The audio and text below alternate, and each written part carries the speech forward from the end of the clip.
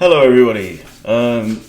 If you saw my last video called All the King's Horses, that's when I played against an opponent who used the Piet's King's Indian defence as black against me, and lo and behold, I played one game this morning with a player rated slightly higher than me, mid 1400s, and we have the opposite result. So if you saw All the King's Horses, then you'll see that there were a couple of standard attacks that I recommended, or a couple of approaches. One was to try and dislodge the fianchettoed bishop from the defence of the king. Actually, it's this side of the board, isn't it? So with this pawn there, so trying to use the same coloured bishop and the queen lined up to dislodge the bishop. And the other one was basically a pawn storm, particularly using the h-pawn down the h-file. Now in this game, I'm playing a higher rated opponent, because previously he was just sub 1000. This guy's around 1450, and he starts with d4. So I think, well, why not? Let's do this. Let's try the King's Indian defence. The Piet's opening technically would start with d6, so that's kind of prophylactic. In case your opponent plays e4 at any point, you want to stop them coming to e5 and dislodging the knight. Okay, this is like straight King's Indian. So bishop comes out, so I'm thinking maybe we've got a London coming up, and I just carry on with g6. Knight to c3 now. I think a better move here is c4 first and then put the knight onto c3, because the knight here is blocking the pawn. And if you have two pawns here, then you've got nice control over the centre just on the queen side there. So fianchetto the bishop, and now f3. So I'm guessing that this is planning to support e4. Now I have to say this game is not the most accurate. I've got a few blunders and several mistakes in this on my part, but more so on my opponent's side. So I go ahead and castle. So the biggest issue with this King's Indian setup is that I'm really not competing much for the centre. I mean, I've got a knight here that's looking at a few squares, but my pawns on D and E file are still at home. So you do really allow your opponent to take the initiative in terms of central control, with the hope of then competing for the centre afterwards. And so for that reason, it isn't really recommended so much at the higher levels, because that central control can really work against you unless you are playing very accurately and you know exactly what you're doing.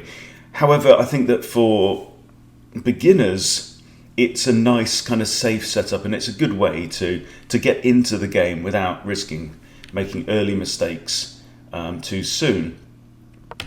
So now black plays queen to d2. So why did they play that move? Well, there's a couple of reasons. One is this to support the bishop coming down here and trying to swap off my dark square bishop, which is a key defensive piece, because it's the only piece really controlling these dark squares around my king. Now that I've moved this pawn and I've got a light squared pawn structure, I'm controlling the light squares pretty well, but my dark squares not so much. Okay, and the other reason for that possibly is looking at castling queenside. So I now push d6, and there's a few reasons for this. I might like to play e5 at some point in time, so this is supporting that. It also allows my bishop to come out into the board, and it also potentially gives my knight a square on d7, again supporting the e5 push.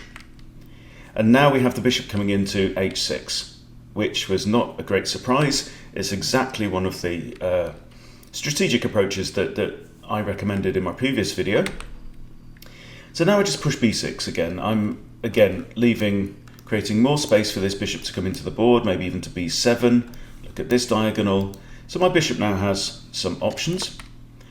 White castles long, and now we have e5. Okay, so here you can see this is move 7, and now I'm breaking into the center. I'm trying to compete for the center, because there's very little looking at this square. In fact, there's only one pawn. I think very often when you play this King's Indian or maybe the Dutch, This e5 and e4, these couple of squares are very critical, but here my opponent really isn't defending those squares well. And we have a trade of bishops, which is kind of okay for me. So the other thing that I'm expecting is maybe h4, h5, and try and target this pawn, trying to open up the king.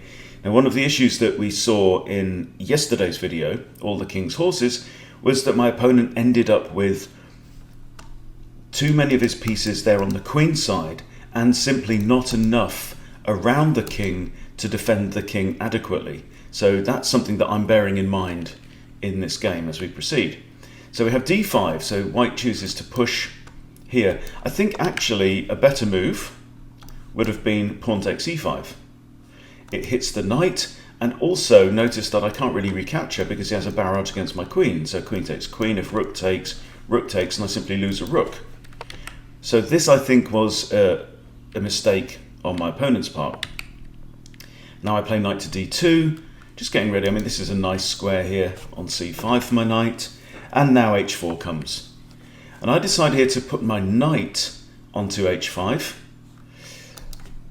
I think that pawn to h5 would have been an option, but then I'm expecting g4, really hitting this pawn, and I don't know. I just didn't feel entirely comfortable about that. And this is one of the key issues. You know, you need to guard your king if you've lost that bishop there.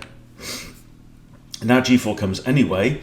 Here, actually, I see that I also had knight to g3, hitting the rook and the bishop. Although this bishop, you'd argue, is actually a poor piece right now. Okay, so I now move my knight into f4, so getting it into my opponent's territory, and thinking that hopefully I'll be able to, gridlock these pawns and get some safety from this rook that's lurking up there. So now h5 comes, and indeed I just push g6. So that's now a second defender on this knight. And what I'm really wanting to do, I want to block up this king side. I don't want to allow white to break open my pawn defenses. Now knight to h3, threatening to capture my knight. And I can't really capture with the g-pawn, that would just be too risky. So maybe I'll capture with the e-pawn. So I just push h6 anyway and complete this gridlock of these pawns on the g and h files at least. And now we have pawn to e3, so it's coming after my knight with a pawn. So we have a trade now of knights, and now I bring in my other knight to f6. Just remember this principle that I need material around my king to control the squares around my king. And then maybe later on, we might be thinking about some kind of pawn storm up the queen side and try and get to white's king. And now f4 comes, and I capture with the e-pawn. Pawn captures, and now because of this move, this f4 move, f3 to f4, it actually undefends this pawn. So I captures, and now knight to g4. So one thing I'm thinking about is that the f2 square looks great because that would come with a fork on both rooks. That square, however, is guarded by the queen at this moment. Now we have pawn takes, and now queen takes. So this pins the queen against the king and potentially could force an exchange of queens. However, let's say if queen takes, then this fork on both rooks could be on. And we do indeed have an exchange of queens. And now white moves his rook, avoiding this fork idea. So good play there. The knight is actually defended by my light squared bishop right now. So I just play f5. That actually over defends the knight. So it's now defended once and then twice through x-ray. This pawn is now hanging. Well, it's undefended at least. And now we have bishop comes out to d3. Okay, so it's looking at this pawn, but the pawn still is defended. Right now, I'm just one pawn up in material. Okay, so I could actually now push f4 and attack the rook because the bishop would still be defended by, the knight would still be defended by my bishop. So indeed, I push f4. We have pawn to h6 with check. And here I have to think pretty carefully because white has his good bishop now, looking down this diagonal. My knight is actually defended. My pawn is pretty safe. there, although it's undefended. But I do have to be careful. If king takes here and then rook h1, I can't go here and I can't go anywhere on that file. So my king would have to retreat back. But I think about this for a full 13 seconds and decide that I can actually grab the pawn. So now I'm 2 pawns up. And meaningfully, these are those 2 pawns. It's good to identify exactly what your material imbalance is if the material's in your favour or even maybe against you. So my idea here should be to push these pawns up the board because they're completely unopposed. There are no pawns on the king side of the board for white. So now, of course, we have rook h1 check, king moves back to g7. And this is quite an important square because it is kind of guarding these 3 squares and trying to prevent the rook from coming in. Now, of course, the rook can come in to h7 because it's defended by the bishop there. But I figure at this point I can probably just retreat here, and I think I should be relatively safe. So what white chooses to do now, instead of playing rook to h7 straight away, is to double up their rooks on the h-file. This, of course, does leave the door open for a potential knight fork. Although if I play my knight here, he can get out of the fork if he can move one of the pieces with check and then move the other piece as well. So I actually play my knight back to f6, and this is important because the knight's now guarding this checking square. So it doesn't really matter, you know, if he brings his bishop in there, I can just ignore it. If he brings his rook in there, I'm going to capture it and win the exchange. So I decide that that's preferable to trying to go for the fork because I know he can escape the fork. The other interesting thing about this move is that vacating that square means that there's a discovered attack on this rook. So now the rook slides back to h2, and now I move my bishop to this square, now looking at the d5 pawn, and white now comes in proposing an exchange of knights. I ignore that for the time being and just grab the pawn, and then this is an error on white's part. Goes in for the knight exchange, but then I grab the rook, okay? And now we have an issue because white can either recapture the bishop, because remember at this point in time I'm actually full rook up, because I have 6 pawns now on the board to white's 3, okay? And so he can either escape with the knight or capture the bishop. So what would you do in this situation? I think probably capturing the bishop is the best idea, and the reason is because I've got all my pawns on dark squares, the board is pretty open, and this is a long range, high velocity piece, whereas the knight, I don't know, I think it has fewer options, particularly when you're in a situation where you've got pawns that are going to be dashing for the line. But this is a good move. So now he moves the knight with check. So capturing the bishop would have dropped the knight, okay? But here, to get it, so we're in a double attack situation. No, we're not. He's in either he can grab my piece or he saves his own, but here he manages to do both because we have knight there, and now I have to get out of the attack. If I'd moved my king there, then he could have just grabbed a pawn for free with check. So I move my knight here, another check, sorry, move my king again, and now he does grab the bishop. So, interesting position that I have 2 rooks, whereas my opponent has a rook and 2 minor pieces, but I'm actually also 3 pawns up. So I am up in material, and I've got these 2 nice runaway pawns. So I now play rook to h8, which is like a double pin. So the knight can't move, or else I'll grab the rook. And the knight can't move to here because of the pawn and defend the rook. Also, the rook can't move off the h-file because I'll grab the knight, unless, as we've seen, the rook moves with check. Very, very important. Getting out of these double situations when you've got maybe you've got 2 pieces being forked, or you've got a double attack going on. If you can move one piece with check, then you may be able to rescue the other piece safely. The knight actually doesn't really have that many options of where to go. can go here. And of course my king can't go to there to cover that square because it'd be in check. So king d7 now. Now the knight comes in with check. I've got to be very, very, very careful here not to put my king and my rook in a forkable situation. Now the simplest way to do that is to make sure they're always on opposite coloured squares, because a knight is always looking at the same colour square. It's actually the opposite colour to the colour that the knight is on right now. But a knight is always attacking squares of the same colour. So when it's on a dark square, it's only looking at light squares.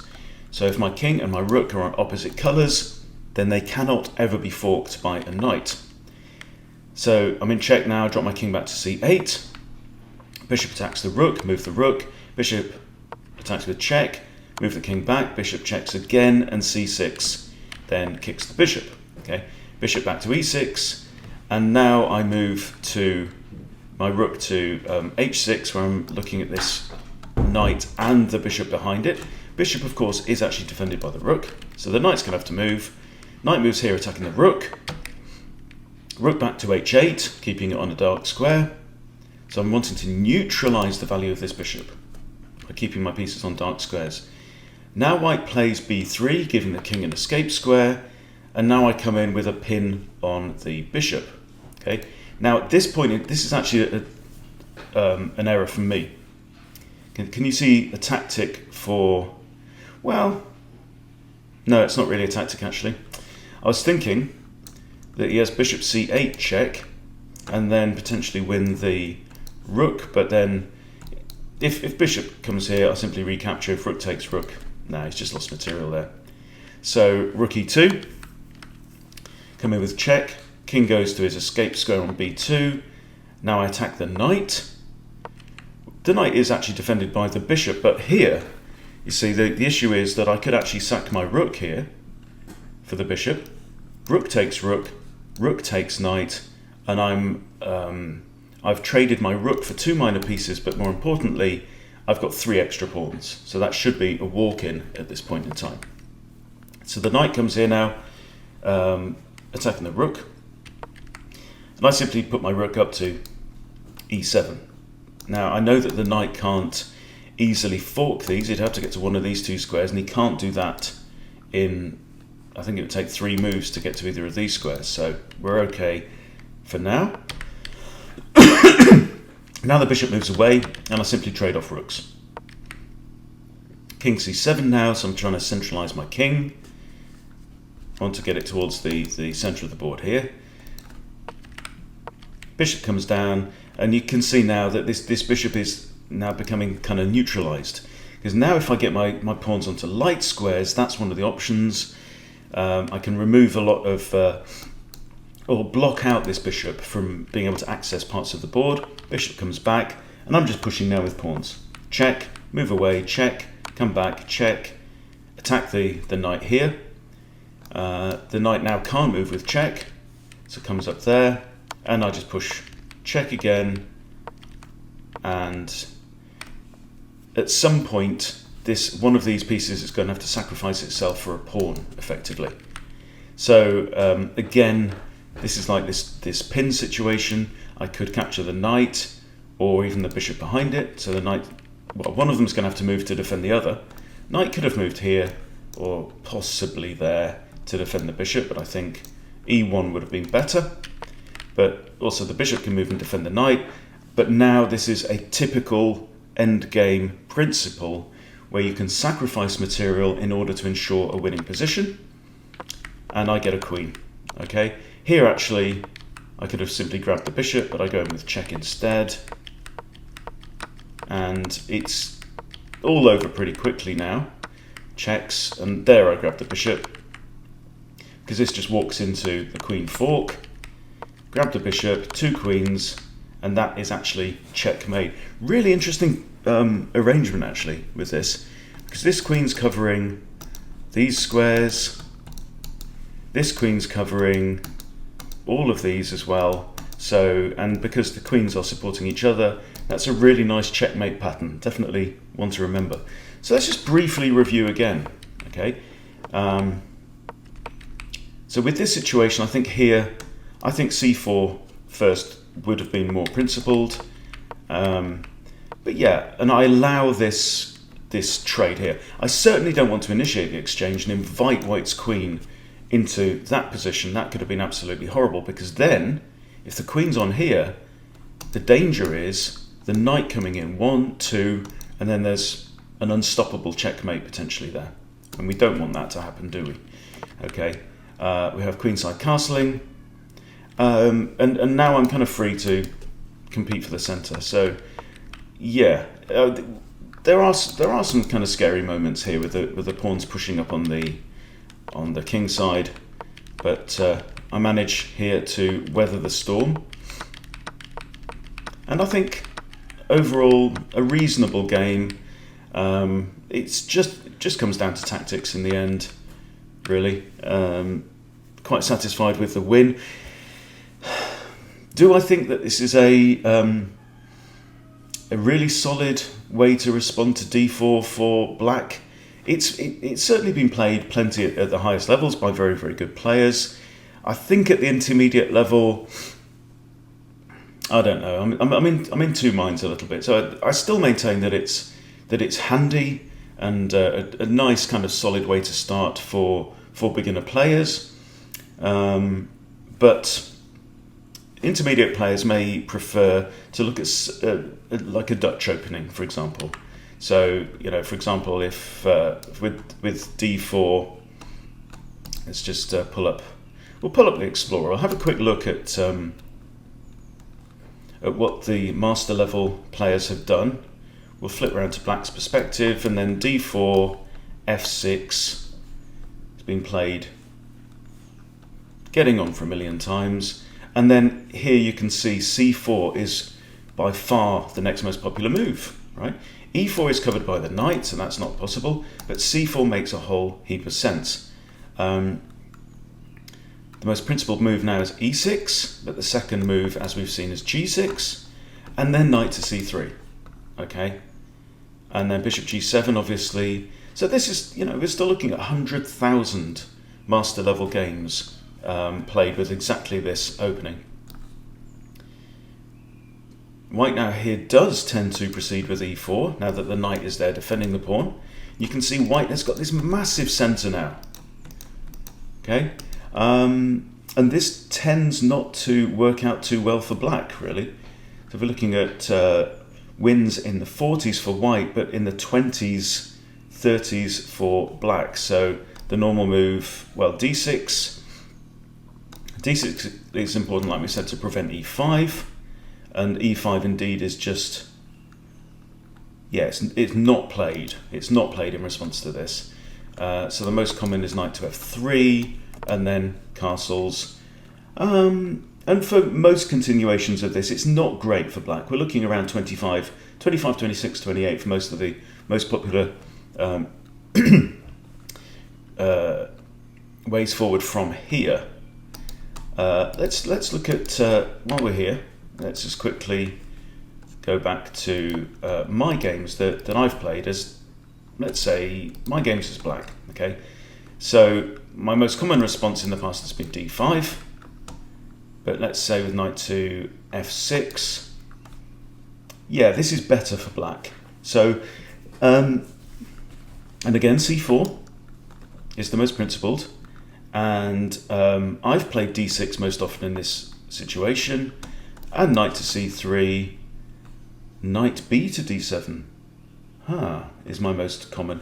But here, you see, with this move, I've got a 52% success rate, which is far better than the experienced players have done. So, for me, working up from 1,000 to 1,400, 1,500, this approach has been reliable, has been solid. At the master level, not so much. Okay, so just a bit of insight there into the King's Indian defence for black against 1d4, but looking from the other side of the table. Hope that's been useful for you. Thank you for watching. Please do subscribe and share and comment if you think this is helpful. Really do appreciate your support. And please subscribe to Chess Bootcamp if you are not a subscriber. And I'll see you soon.